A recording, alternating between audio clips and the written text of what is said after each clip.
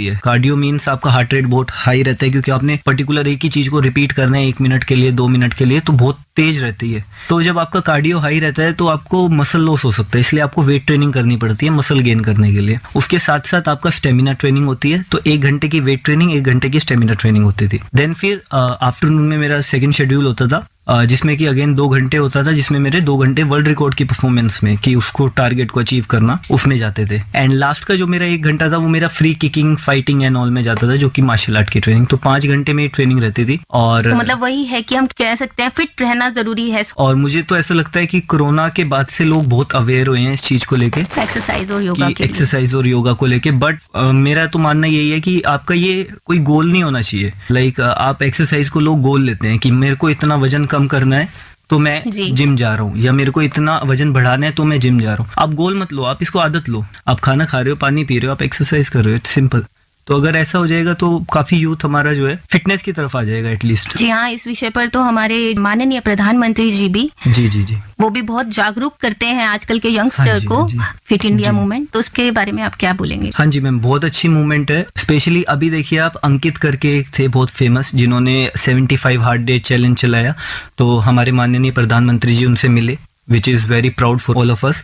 And मुझे काफ़ी अच्छा लगता है कि फिट इंडिया मूवमेंट चली है। प्लस आप देखेंगे हमारी मिनिस्ट्री में जो कि स्पोर्ट्स के लेके खेलो इंडिया मूवमेंट चली है, जिसमें कि गर्ल्स को बहुत बढ़ावा दिया जा रहा है खेलों के लिए। उनके लिए वुमेन्स लीग होती है। तो बहुत आने वाले टाइम में बहुत अच्छी चीज़ें हो गई हैं ये। और इससे अच्छी बात क्या होगी कि आपके देश के प्रधानमंत्री आपको इस चीज के लिए कह रहे हैं कि फिट रहिए। आप उन्हें देखिए, आप वो योगा करते हैं और ट्रैवल इतना रहता है सर का, बट आप देखिए उनका लेवल ऑफ कॉन्फिडेंस वो फिटनेस की वजह से ही है। और मैं ये भी जानना चाहूंगी आपसे, पहले तो आप हैं गोल्ड चैनल पे, तो गोल्ड चैनल पे ना म्यूजिक बहुत जरूरी है, तो कोई अच्छा सा गीत बताएं जो आप सुनना चाहेंगे। मेरे लिए तो देशभक्ति के गाने बहुत अच्छे रहते हैं मेरे लिए। जैसे एवरग्रीन फिल्म है बॉर्डर, उसमें एक गाना है, संदेश से आते हैं हमें तड़पाते हैं। तो ये बहुत ही प्यारा सा गीत अभी आपने सुना। आपकी फैमिली का तो सपोर्ट रहा ही आपको इस जर्नी में, तो इस विषय में आप उनको क्या कहना चाहेंगे?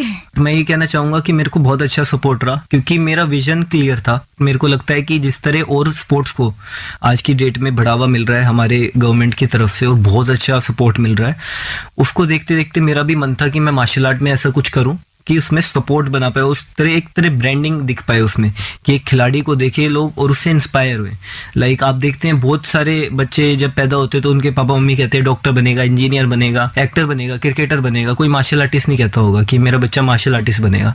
आई वॉन्ट टू चेंज दैट, कि आने वाले टाइम में लोग बोले कि मार्शल आर्ट नहीं, तरह तरह के स्पोर्ट्स, जो भी छोटे हों बड़े हों, डजेंट मैटर, अगर आप स्पोर्ट्स कर रहे हो और आप दिल से कर रहे हो और आप अपने देश को रिप्रेजेंट करना चाहते हो एक अच्छे लेवल पे, तो मुझे लगता है कि हाँ, आने वाले टाइम में सब चीजें सपोर्ट में ही बदल जाती हैं, चाहे वो पेरेंट्स हो, चाहे वो टीचर्स हो। हम बात कर रहे हैं स्पोर्ट्स की, फिटनेस की भी हमने बात कर ली, बात करते हैं थोड़ा खाने की। तो आपका जो मील हाँ जी वो कैसा है? मेरा मील काफी लाइट। क्या कहना चाहेंगे आज के यंगस्टर्स को भी इस विषय पर कि कैसा खाना वो अपनाएं अपनी दिनचर्या में? आजकल ना मैं देख रहा हूँ बहुत फैंसी डाइटिंग चल रही है। आप बाहर की डाइट फॉलो करते हो और आप अपनी छोड़ देते हो।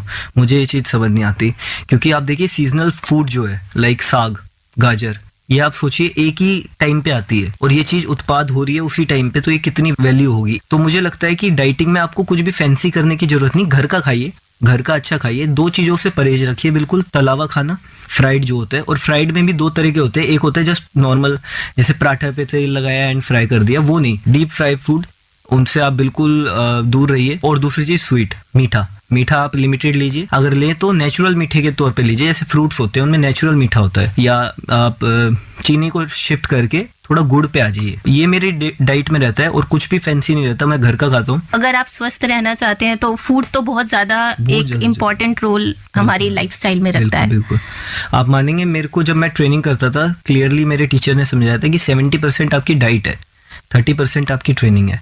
और अगर आप 70% अपनी डाइट को अच्छा नहीं रख रहे, आप कितना ही ट्रेन कर लो, आपको नहीं रिजल्ट आएगा। सो उसके लिए काफ़ी बॉइल्ड फूड एंड उन सब चीज़ों पे हम आते हैं। बट मैं यही कहूँगा, जितने भी बच्चे हैं हमारे, उन्हें अगर खाए भी वो चीज़ तो एक तो लिमिटेड अमाउंट में खाएं। आजकल थोड़ा पेरेंट्स को इस चीज़ पे ध्यान देना चाहिए कि आप वो लिमिटेड अमाउंट में दीजिए। आप ऐसा नहीं कि बच्चे के पास अपनी पॉकेट मनी है फिर तो जाके जो उसका मन कर रहा है खा रहा है। तो लिमिटेड अमाउंट में खाएं, तो फिजिकल स्पोर्ट्स करें। आजकल के बच्चे फ़ोन में लगते हैं, एंड अगर आप बैठे हुए और आप एक चिप्स का पैकेट भी खा रहे हो और एक चिप्स भी खा रहे हो उसमें से, तो वो भी आपको नेगेटिव इफेक्ट देगा। हम कह सकते हैं कि आजकल के बच्चों को गेम्स की तरफ ज्यादा जाना चाहिए, स्क्रीन्स को अवॉइड करना चाहिए। इस बार कोरोना में बहुत सारे बच्चों की आई साइट वीक हुई, बहुत सारे बच्चों का हेयर फॉल हुआ। हेयर फॉल एक ऐसी चीज होती थी, या तो जेनेटिक होती थी या 70 ईयर्स के बाद या 50-40 ईयर्स में होती थी, आज बच्चों को हो रही है। तो हमारे पे, जैसे मैं टीचिंग करवाता हूँ, तो हमारे पे तरह तरह के बच्चे आते हैं, सर इसकी आई साइट का नंबर 7 है, 8 है, 9 है, ये बहुत ज्यादा नंबर है, और ये कोरोना में ही हुआ। तो उस वजह से मुझे लगता है फिजिकल एक्टिविटी रहे, बच्चा बाहर खेले, स्पोर्ट्स करे, फुटबॉल खेले, कोई भी गेम खेले, कोई भी गेम खेले, बढ़िया है। एक बच्चे का अच्छा एटीट्यूड पता लगता है कि वो कितना उस लाइफ में एटीट्यूड में रह सकता है। तो आई फील कि होना चाहिए स्पोर्ट्स। समय की हमारे पास थोड़ी सी कमी है, तो मैं यही पूछना चाहूंगी कि आप आने वाले समय में अपने आप को कहाँ देखते हैं? जी, मेरे को वैसे तो बताते हुए बहुत अच्छा लग रहा है। Arjun award is highest sports award for me.